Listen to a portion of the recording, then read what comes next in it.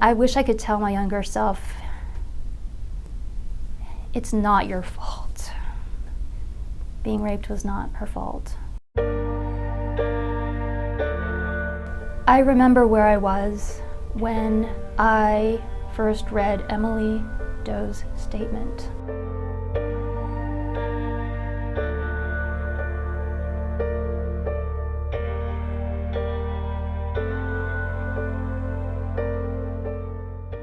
I was in my apartment, I was on Facebook, and then I started getting messages from close friends who said, there's something going around, a viral piece. You might not want to read it because it has to do with Stanford and rape, and you were raped at Stanford as well. Finally, I said I have to read this. And once I started reading Emily Doe's powerful letter, I couldn't stop.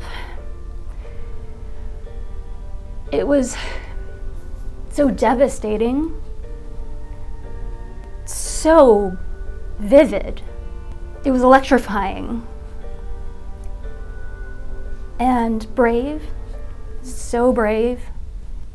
After I was done sobbing, I thought, I felt animated, moved to act. And that's when I started to post on Facebook about my own experience. I started naming names. I shared with people who barely know me, the details of what happened to me. There's no doubt in my mind that Me Too was good for me and for many women.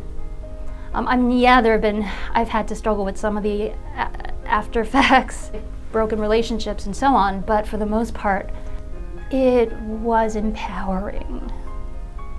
I felt less alone.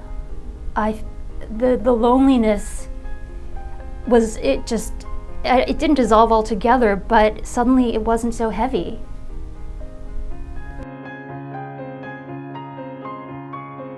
A few people were skeptical or thought, Jay Fliegelman is dead, why disturb his legacy? What he did to me hasn't died. Not yet. I'm still living with it. And writing is a way of dealing with how his living ghost continues to haunt me.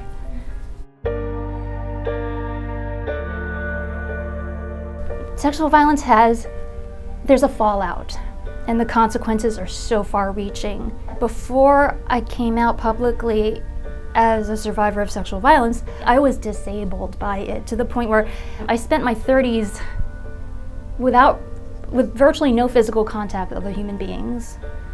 I shut myself up in my apartment most of the time. I didn't have really any relationships with anyone. I would try to teach in front of a room of students. Instead of being able to teach, I would actually break down and cry. And then the students would be in this position of having to sort of console their professor, and they should never have had to be in that position. All those years, basically my 30s, I could have been a better teacher.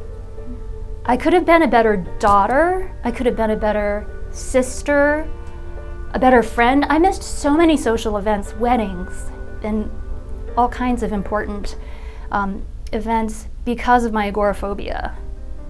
So the students who had to console me, they were doing work that Stanford should have done. I think Stanford has the money and it has the resources to help people who were violated because of the promotion of rape culture on their campus.